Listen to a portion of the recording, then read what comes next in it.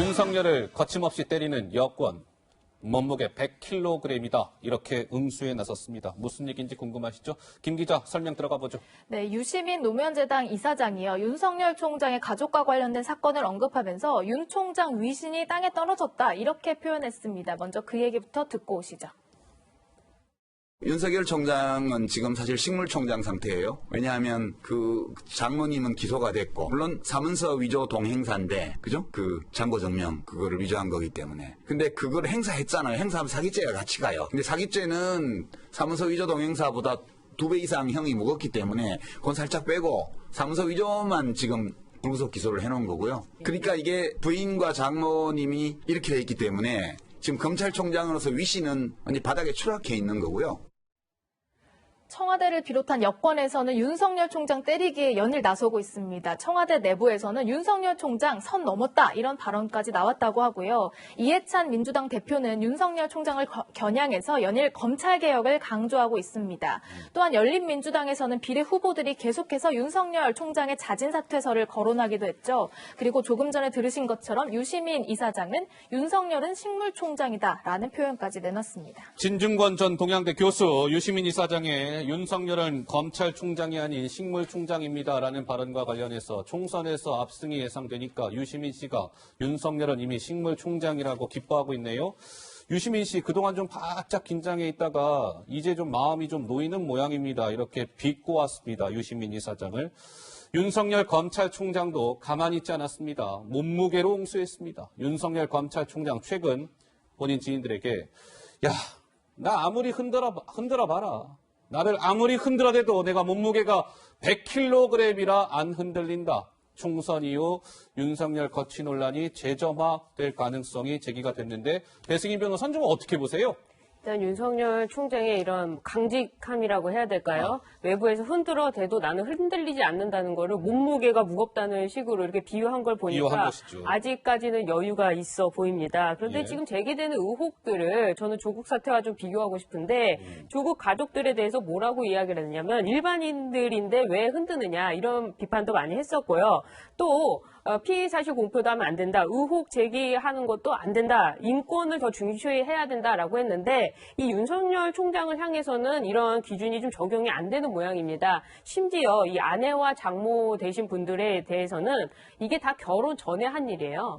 결혼 전이면은 이 장모는 누굽니까? 남의 엄마예요, 남의 엄마. 아하. 한마디로 얘기하면은 완전 생판 남이 될 수도 있는 사람들이에요. 그런데 그런 상황, 그 상황에서 이런 범죄 혐의가 있다고 하면서 윤석열 총장에 대한 의혹을 제기한다는 거는 시기적으로 맞지가 않고 또 조국 사태에 대해서 이야기했던 분들 계속해서 뭐 무죄 추정의 원칙까지 이야기를 했었는데 아직까지 재판 결과도 나오지 않았고 지금 뭐 수사도 시작이 안 된 상황이라면은 똑같이 기준을 적용해서 이런 윤석열 총장 흔들기 특히 그 최강욱 후보 같은 경우에는 앞으로 국회의원 되실 분이잖아요. 그렇기 때문에 좀 발언에 신중할 필요가 있다라고 생각이 듭니다.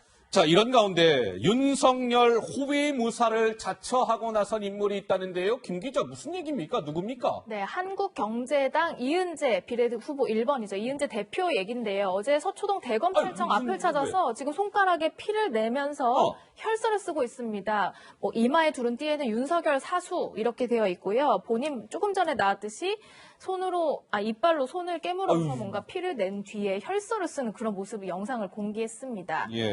그런데요, 이제 윤석열 총장의 이름을 쓰는 과정에서 좀 오타를 냈는데, 오기를 했는데, 윤석열이 아니라 렬로 썼잖아요. 이를 두고, 이 모습을 두고 또한 좀 비웃은 사람이 있습니다. 누가요? 네, 최강욱 전 대통령 공직비서관이 이름도 제대로 모르면서 무슨 사수를 합니까? 렬 아니고 열입니다. 라고 비웃는 그런 SNS 글도 올렸습니다. 예.